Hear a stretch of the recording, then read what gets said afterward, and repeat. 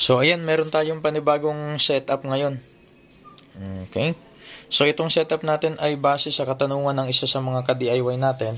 Ang tanong niya ay kung pwede ba daw yung auxiliary out nitong ating ZK502H ay gamitin para maging input ng ibang power amplifiers. So yan. Kung mapapansin nyo, itong dalawang gamit nating amplifiers dito ay puro Bluetooth amplifiers. Kaya kung magpi-play ka dito ng music, so parang mahirap na pagsabayin sa isang cellphone yung dalawang Bluetooth i-connect natin. Kaya ang ginawa natin dito, ginawa nating primary yung ZK502H at ginawa nating slave amplifiers naman yung 2.1 channel amplifier natin. Ayan. So marami yung nagsasabi na yes, hindi pwede. At ang totoo talaga, hindi talaga siya pwede. So now, ang sagot ko doon, yes, pwede. Pwede. Basta ang gagawin mo lang, meron kang iti-tweak sa loob ng primary amplifier mo. Pwede silang gawin vice versa. Pwedeng gawin ko tong primary amplifiers pero meron tayong iti-tweak dito sa kanyang circuitry. Okay? So unahin natin yung wiring. Ang sabi ko doon, ang mangyayari, magiging 4 channel yung kanyang mid-high. Ito na, nangyari na. Itong dalawang mid-high sa taas, yan, connected yan dito sa ating ZK502H. Then yung mid-high dito sa baba, left at right, connected naman dito sa pangalawang amplifier module natin. So ito, since na 2.1 channel, meron tayong subwoofer para medyo maganda naman yung blending ng ating frequency. Okay? So yan. So ngayon, minabuti natin hindi na lang natin muna diniscuss kung paano ko ba binago yung circuitry nito. So kasi, para sa mga beginners, kung susubukan nyo yun, ay baka posibleng yun pa yung maging dahilan para masira yung inyong module. No? Kaya, ang ginawa natin ngayon, pinakita lang natin ngayon kung pwede ba talaga siya. Yes, pwede siya. Tara, sound trip tayo ngayon. So ngayon, yung pinakang magiging primary volume natin dito sa ZK502H, ibubukas natin. Pero itong nasa kabilang amplifier, sarado tayo, no? Tingnan natin kung sino yung tutunog.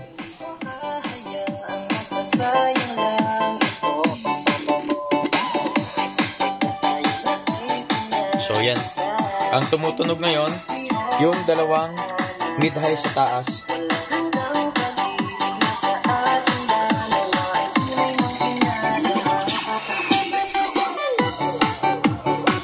Masyado malakas. Ngayon, pansinin nyo yung tunog, i-open natin yung pangalawang amplifier. So ngayon, kung maririnig nyo siya, halos solid na mid-high, no? Tingnan natin kung kakapal kapag in-open natin yung pangalawa. Okay. Then, open natin.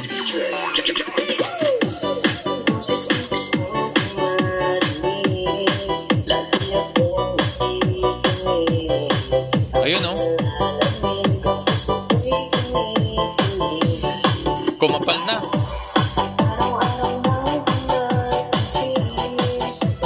Medyo mas may buhay na yung tunog, no?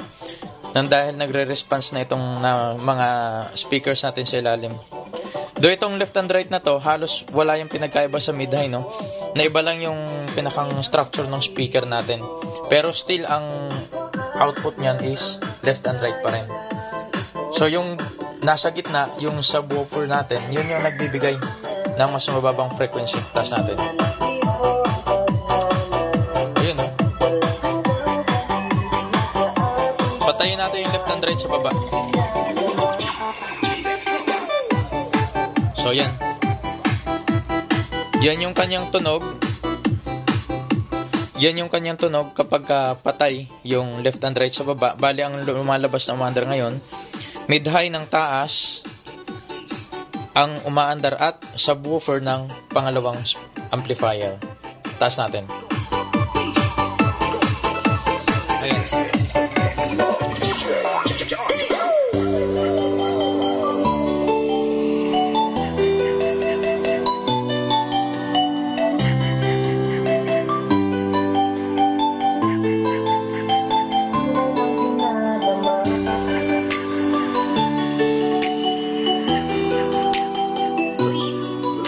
Ngayon, paandarin natin yung left and right nitong pangalawang speaker.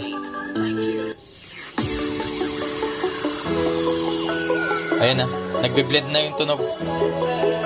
Sagad na natin. Nagalit, sinagad natin yung volume ng treble niya, no?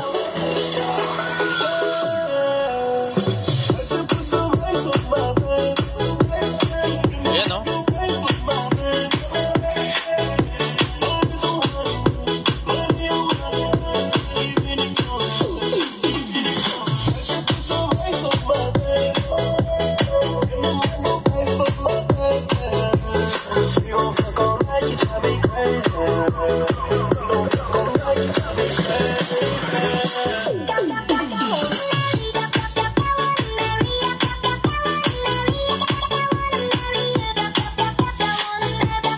Okay. So, itong next na isi-share ko naman.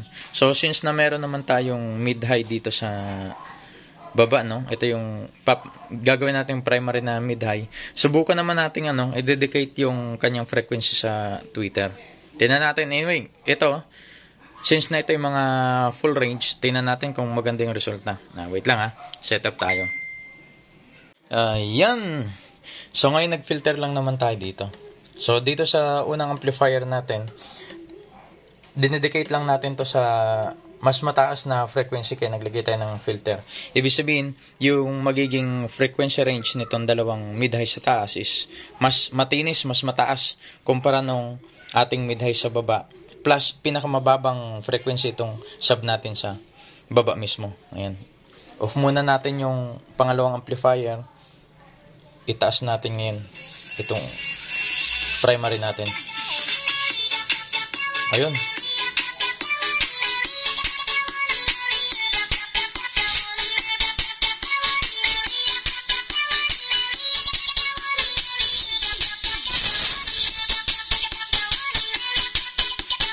Ayan, so kung maririnig nyo, sumasagit-sit na ngayon, no?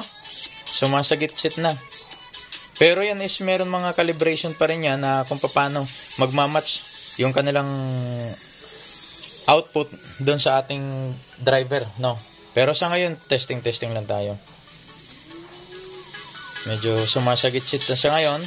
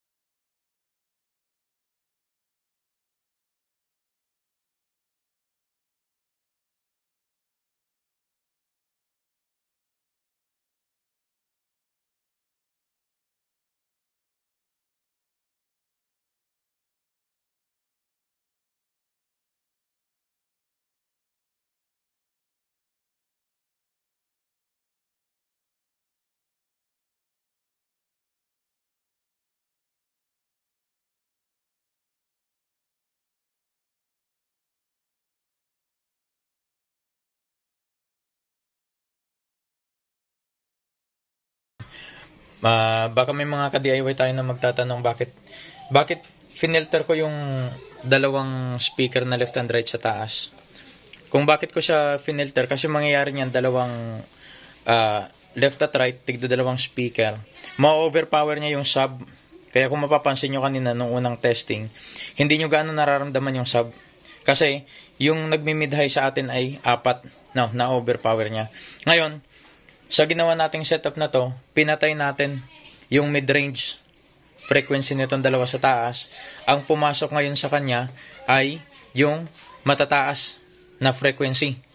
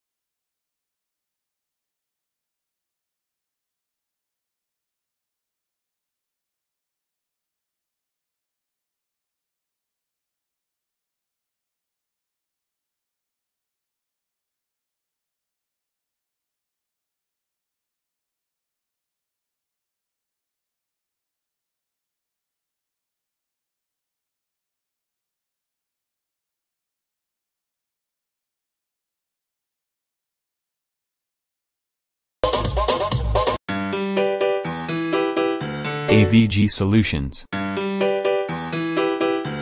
Don't forget to subscribe.